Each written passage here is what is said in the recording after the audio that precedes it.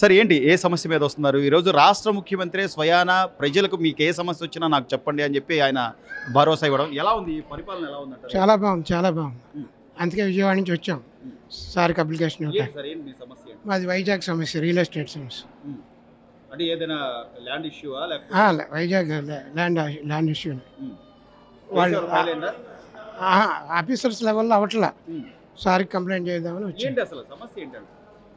సమస్య ఏంటంటే చెప్పాలి డైరెక్ట్ గా కాదు, పర్వాలేదు. ఓకే, ఎలా ఉందంటారు పరిపాలన? ఎలా ఉంది? చాలా చాలా బాగుంది. అంటే ఏ అంశాలు అన్ని ఆల్రౌండర్, అన్ని విధాలా బాగుంది. ఈ రోజు అమరావతి రాజధాని డెవలప్మెంట్ విషయం కానీ అన్ని విధాలా బాగుంది. ఏం చేసినా కూడా జగన్మోహన్ రెడ్డి గారు ఈ రోజున నేను అసలు నాకు సన్మానం చేయాలని అంటున్నాడు కదా. నేను చేసిన అది ఆయన స్వార్థం. ఆయన బయటకు వచ్చి చెప్పి ప్రజల సమస్యలు చెప్పడు కానీ నాకు సన్మానం చేయండి, నాకు అవార్డు ఇవ్వండి, సెలవు కప్పండి అంటున్నాడు. ఏం చేశాడని చేద్దామన్నా ఏం చేశాడు అనుకోవచ్చు. ఆయన ఏం చేయలే. 3 రాజధానులు ఒకటైనా చేయలా. నేను వైజాగ్ బాగా తెలుసు, నాకు 40 ఏళ్ళ నుంచి వైజాగ్. ఆయన ఏం చేయలేదు కాబట్టి ఆయన దించేశారు. ఈ రోజున మెట్రో రైల్వే అవును. నేను సివిల్ ఇంజనీర్ మెట్రో గురించి అన్ని తెలుసు. అంతా బాగుంది ఈ గవర్నమెంట్. ఈ ప్రభుత్వంలో కొంచెం చాలా చాలా మళ్ళీ పూర్వవైపు వచ్చింది అనుకోవచ్చా సార్? బ్రహ్మాండంగా, అనుమానం లేదు. ఎలా ఉంది చంద్రబాబు గారు గతంలో ఆయన విజన్ కి ఇప్పుడు ఉన్న విజన్ కి? ఇప్పుడు ఇంకా యాక్టివ్గా ఉండారు గతం కంటే. ఇంకా బాగా చేయగలరంటారా? డెఫినెట్గా. వచ్చారు ఏంటి సమస్య? మాది గోరంట్ల, మాది అమరావతి రోడ్డు గోరంట్ల. మాకు గత 3 సంవత్సరాలు అయింది మా కొండ పైన ఇల్లు ట్యాంకులు కడుతున్నారు. మాది ట్యాంకులు కట్టుతుంటే మా ఇల్లు గృహం తొలగించారు సార్. అప్పుడు కమిషనర్ గారు అప్పుడు ఏం చెప్పాడంటే, ఏమంటే సార్ మీ ఇల్లు తీసేయండి, మీ అమ్మడే మీకు ఇల్లు శాంక్షన్ చేస్తామన్నారు. చేశారు. ఎట్లా అంటే ఊరగా మున్సిపాలిటీకి తరపున ఇచ్చాడు. అప్పుడు ఇచ్చిన తర్వాత పైన కరెంట్ వచ్చింది సార్, తీగలు. అక్కడ స్థలం ఇచ్చారు మాకు. స్థలం ఇచ్చిన తర్వాత అప్పుడు వైసీపీ ప్రభుత్వం ఉంది అక్కడ. ఆ స్థలం వాళ్ళు కొట్టేయాలని, మంచి స్థలం అది, మేము కొట్టేయాలని మాకు ఏ పనులు కాలేదు సార్. 6 నెలలు కరెంట్ లేకుండా మేము ఇంటికాడ ఉన్నామండి. మాకు ఈ బోర్ల రామాంజనేయ గారు, మాకు ఆయన గారు వచ్చిన తర్వాత ఒకసారి పోయి చెప్పా ఆయనకి. ఆయన ఇమ్మీడియట్గా కరెంట్ ఇచ్చాడు. కానీ పైన తీగలు ఉన్నాయి సార్, ఇద్దరు తీగలు. ఆ తీగలు తొలగియాలని మేము ఏడుకుంటున్నాం అంతే. అది మాది అమరావతి రోడ్డు గోరంట్ల, ఏసన్న మందిరం పక్కన మాది. ఏసన్న మందిరం సార్. అదే అన్న ఏంటి ఏ సమస్యతో వచ్చారు మీరు ఇక్కడ దాకా? రాష్ట్ర ముఖ్యమంత్రిని నేరుగా కలిసే అవకాశం ఉంది ఇప్పుడు ప్రస్తుతం. గత ప్రభుత్వంలో ఇచ్చారండి, సున్నంపాడులో స్థలం ఇచ్చారు. ఆ సున్నంపాడులో స్థలం అయితే యోగ్యమైన స్థలం కాదు. కొండల పక్కనే ఉంది స్థలం అది. అంతేకాదు రైలు పట్టాలకి కొండలకు మధ్యలో ఉంది. అన్నం తింటే కోతులు వచ్చి లాక్కెళ్ళిపోయే పరిస్థితి. అటువంటి ఈ ఏరియాలో మాకు స్థలం ఇచ్చారండి. ఆ స్థలం దేనికి నివాసానికి యోగ్యమైన స్థలం కాదు. చంద్రబాబు గారిని ఆయన కలిసి, అయ్యా మాకు స్థలం ఇంటి పట్టా ఇచ్చారు, దాన్ని మార్చండి అని చంద్రబాబు నాయుడు గారికి తెలియజేద్దామని. ఎందుకంటే మరి అదే ఇదే మన సమస్యని ఒక నాయకుడి దగ్గరికి, ఒక ఎమ్మెల్యే స్థాయికో లేకపోతే ఒక ముఖ్యమంత్రి స్థాయికో వెళ్ళి మనం మాట్లాడే పరిస్థితులు ఉండేవన్నా? గతంలో వెళ్ళే పరిస్థితి, మాట్లాడే పరిస్థితి అయితే లేదండి. ఎందుకంటే పార్టీ పరంగా వాళ్ళు చేసుకుంటామే కానీ, వైసీపీ ప్రభుత్వం వాళ్ళు చేసుకుంటామే కానీ, ఈ టీడీపీ ప్రభుత్వం అలా కాదండి. ఎక్కడికి వెళ్ళినా సరే సమస్య ప్రతిదీ కానీ క్షుణ్ణంగా పరిశీలిస్తారు.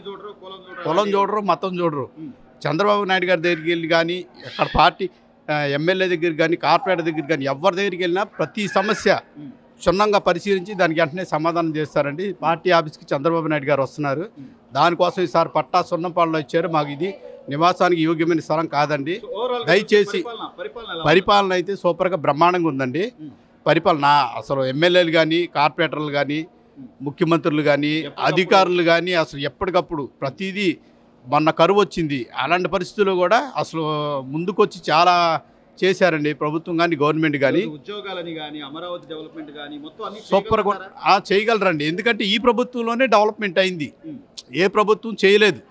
నాకు తెలిసి గత ప్రభుత్వంలో కానీ విజయవాడ కానీ, అమరావతి కానీ, గుంటూరు కానీ, చుట్టుపక్కల పరిసర ప్రాంతాలన్నీ డెవలప్మెంట్ అయినాయి అంటే చంద్రబాబు నాయుడు గారి ప్రభుత్వంలోనే, టీడీపీ ప్రభుత్వంలోనే అయినాయి అండి.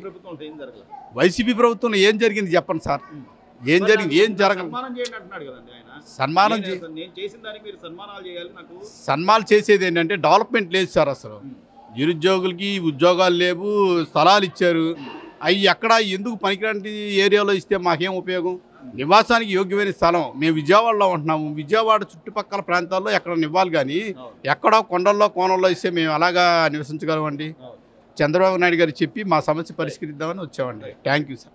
ఈ 4-5 నెలల్లో చూస్తున్నాం, గత 5 ఏళ్లలో జరిగిన విధ్వంసం కానివ్వండి, లేకపోతే రోడ్లు లేకపోవడం కానివ్వండి, ఉద్యోగాలు లేకపోవడం కానీ, అసలు చెప్పుకోవడానికి ఒక క్యాపిటలే లేని పరిస్థితుల నుంచి ఈ రోజున మనకి ఏదైనా సమస్య వస్తే నేరుగా రాష్ట్ర ముఖ్యమంత్రికి చెప్పుకునే అవకాశం కల్పిస్తున్నారు. ఎలా ఉందంటారు, ఏంటి పరిస్థితి? నారా చంద్రబాబు నాయుడు గారు సమర్థవంతమైన నాయకత్వం కలిగిన నాయకుడు. ఇప్పుడు చంద్రబాబు నాయుడు గారు వచ్చిన తర్వాత రోడ్లు వేస్తున్నారు. మా తెనాలి గ్రామం అండి, తెనాలి నుంచి విజయవాడకి రోడ్డు ఇంతకుముందు గుంతలమయంగా ఉండేది, ఇప్పుడు 80% కంప్లీట్ అయ్యింది.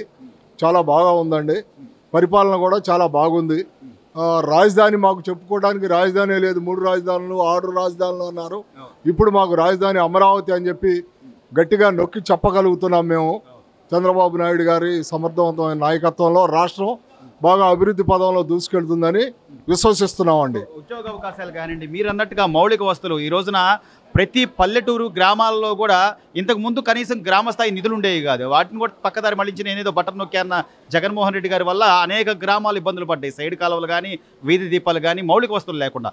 ఈరోజు గ్రామాలకు నిధులు ఇస్తూ మరోవైపు నుంచి అమరావతిని డెవలప్ చేసుకుంటూ రైల్వే జోన్ అని ఇవన్నీ తీసుకురావడం, ఇవన్నీ చూస్తుంటే ఏమనిపిస్తుంది అంటారు? గత 5 ఏళ్లలో మనం ఏం కోల్పోయామంటారు?